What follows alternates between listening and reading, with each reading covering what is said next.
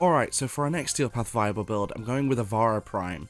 So Ivara Prime is my personal favourite stealth frame in the game.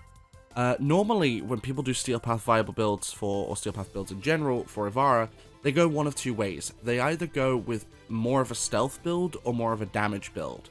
I've got a build that's quite in between. It's good for stealth and pretty good for damage. So let's jump into this. Before we get any further into the video, don't forget to like this video please, because it really helps with that YouTube algorithm. It helps people to find my videos. Don't forget to comment down below as well. Comments help with the algorithm, and it also helps me to understand what you guys want to see. Don't forget to subscribe because we're really trying to grow. We're hoping to get to the first 1,000 subs by the end of this year. Don't forget to turn on those notifications as well, because you'll get notified of all of my uploads and my live streams when I go live. And don't forget to join me on my socials. Those are all linked down below, but let's get back into the video. Now, before anyone asks, yes, I got rid of her first ability, the Quiver. Now, you can either get rid of Quiver or Navigator, but I find Navigator to be a bit more useful for this build. But you kind of want to have Protea in the Helminth so you can get Dispensary. Dispensary really helps with this build because you're using a lot of energy, especially if you're using both Prowl and Artemis Bow. Artemis Bow, of course, being really OP, but both of them take energy, and the Dispensary can help you with that energy regen.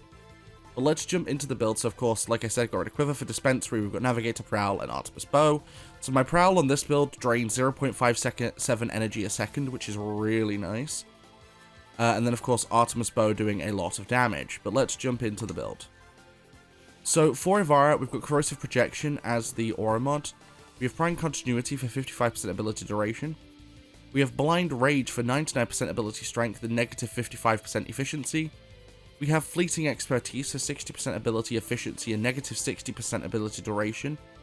We have Primed Flow for 275% energy max. We have Transient Fortitude for 55% ability strength and negative 27.5% ability duration.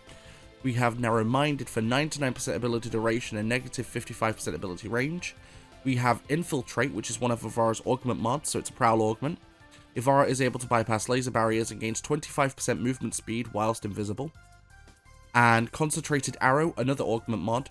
So Artemis Bow augment fires a single arrow that has a 50% critical chance on headshots and explodes in a 7-meter radius, removes punch through.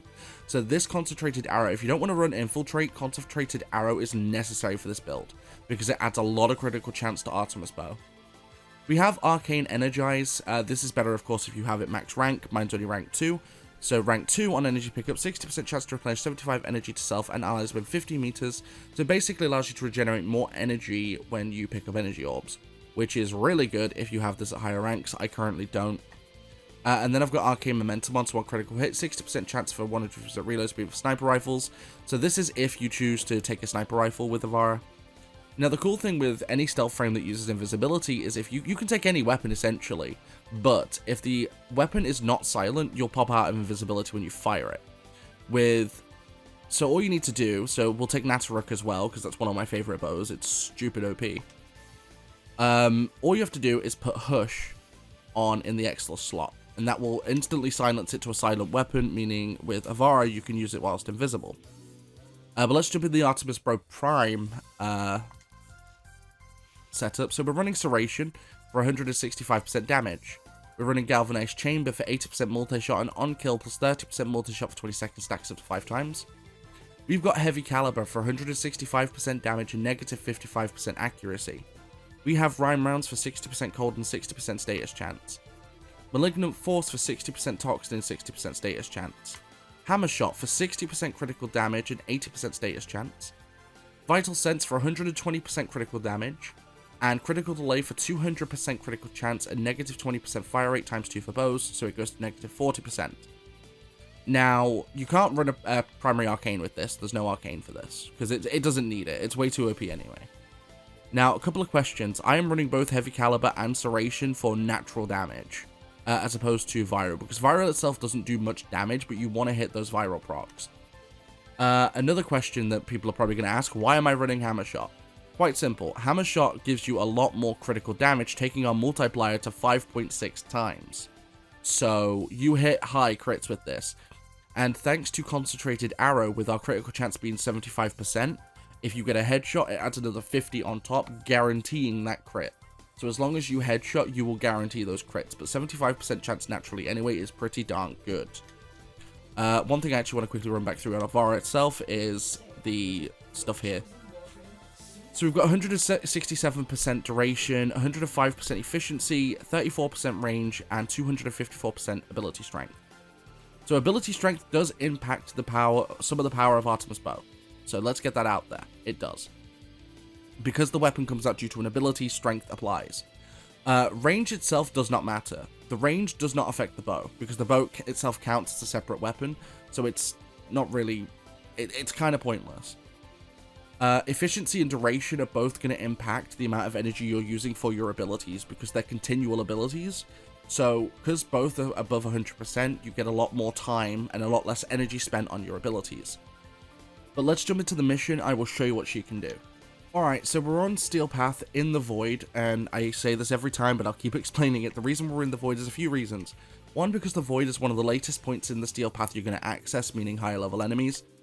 Whilst you're here, you also deal with the Corrupted as well, and because of the Corrupted, you deal with enemies of every type. Enemies with high armor, enemies with just health, and enemies with shields and health, giving you a more varied idea of what you're going to be doing.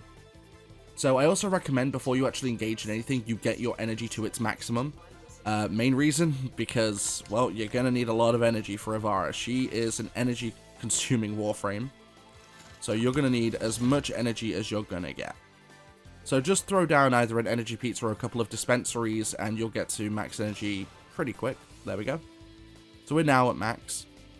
So we'll hop immediately into Prowl, and we'll pull out Artemis Bow.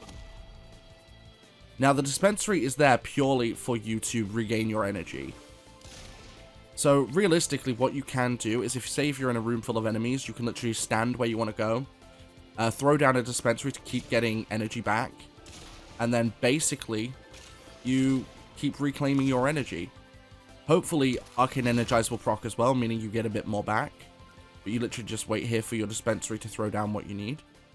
It's also good for it too, because if you're using a weapon with Hush, you get ammo from this.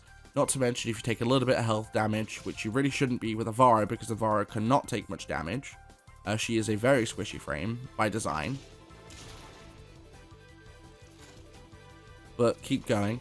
Now, normally I show the Acolyte on this. I'm not going to for this. The reason why I'm not going to is because with Ivara, you will more than likely die against the Acolyte. Not because you can't get damage off. Artemis Bow does a redonkulous amount of damage, but mainly because every Acolyte can cancel your abilities. And the second her abilities get cancelled, that also removes Artemis Bow. You can still kill the Acolytes, but it's not... I don't recommend it. If you're going to farm Steel Essence, do not do it with Ivara. Like, she cannot survive against Acolytes unless you get incredibly lucky. So keep that in mind. But essentially, this is what the build is. Of course, you don't have to just use Artemis Bow, like I said. If you use any weapon that is silent, so a naturally silent weapon or a weapon with Hush on, you can use that whilst invisible too. So if you cancel out of Artemis Bow, we've got Nataruk. This will not bring us out because we've silenced the weapon. So we can just literally use Nataruk. By the way, an updated Nataruk build is coming. That will be the next video I do, so stay tuned for that. Turn the notifications to me on my socials so you get an idea of when that's coming out.